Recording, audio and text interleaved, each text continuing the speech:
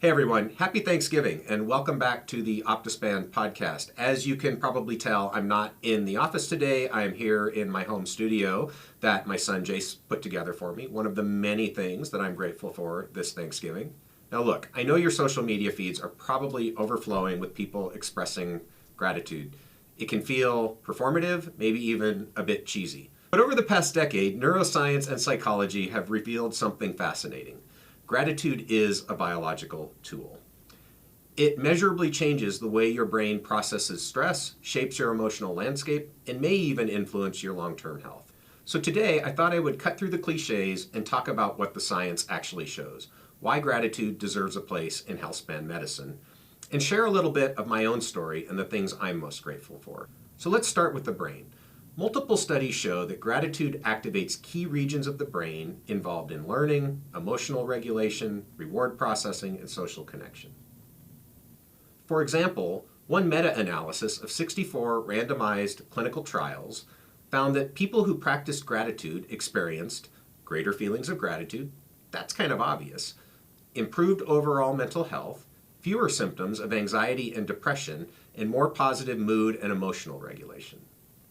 Now, I'm always cautious not to overstate mechanisms. Gratitude doesn't rewire your brain overnight, but consistent gratitude practices can shift patterns of neural activation in just a few weeks. And those changes map onto real-world benefits: lower stress reactivity, improved emotional regulation, and stronger feelings of meaning and connection. It's not magic, not a biohack, just the biology of practice-driven adaptation. Beyond the brain, gratitude appears to influence physiology in several measurable ways. People who regularly engage in gratitude journaling show lower markers of stress, including reduced sympathetic activation. Some studies report improved sleep quality, likely because gratitude shifts attention away from rumination. And gratitude often leads to more prosocial behavior, with improved emotional well-being and resilience. The effect sizes aren't massive. Gratitude isn't going to replace the pillars of healthspan, eat, move, sleep, connect. But as part of a broader healthspan strategy, gratitude is a low-friction, high-yield practice. And importantly, it's something that anyone can do at any time without cost or equipment. So why is it that gratitude seems so hard sometimes? Look, our brains are wired with a threat detection bias, an evolutionary feature designed to keep us alive. This is why so many people seem to immediately default to the negative. Their brains are trying to detect the threat in everything around them. Gratitude works partly because it disrupts this threat orientation. It shifts attention towards what's stable, supportive, or good, things our brain otherwise may tend to overlook. This shift has downstream effects on emotional well-being, behavior, and health. And if you're still stuck in a negative rut, here's another way to think about it. Why wouldn't you practice gratitude? What's the downside? I can't think of any. You spend hours a week working out. Why not spend 15 minutes a day focusing on gratitude and positive thought? To me, this seems like a no-brainer.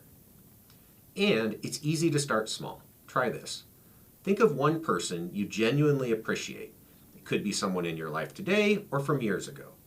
Take 15 seconds and picture them in your mind. Then ask yourself, what did they do that mattered to me? Then, if you want to take the next step, send them a message, text, or email, or call. This strengthens your connect pillar too. And as an added bonus, it brightens the day of the person you expressed gratitude to. I've probably gotten 10 or 12 messages this morning wishing me a happy Thanksgiving and expressing gratitude to me. Some from people I rarely hear from. And it's had a positive impact on me for sure. However you approach it, the key is to be intentional and consistent in feeling and expressing gratitude. Some research suggests that expressing gratitude is particularly important, so don't skip on that. Try it for a few days and pay attention to whether your sleep, your mood, your stress feels even a little bit different. For me personally, I think I naturally tend towards feeling a lot of gratitude. I think it's probably just how I'm wired. My entire life, I've recognized and really deeply felt all the good things that have come my way and how fortunate I've been. My particular weakness is that I'm not great at expressing gratitude, especially to the people who are most important to me. So, here are just a few things that I'm particularly grateful for. First and foremost, I'm grateful for my wife, Tammy, my closest friend and partner in everything. I'm thankful every day for her support, humor, and presence in my life. I'm grateful for my 2 kids, Rhea and Jace, now both incredible young adults, each becoming their own kind of remarkable human being. I'm grateful for my mom, who raised 2 kids alone and is one of the kindest, most generous people I know. I'm grateful for mentors and friends who have helped shape my career and continue to influence my thinking.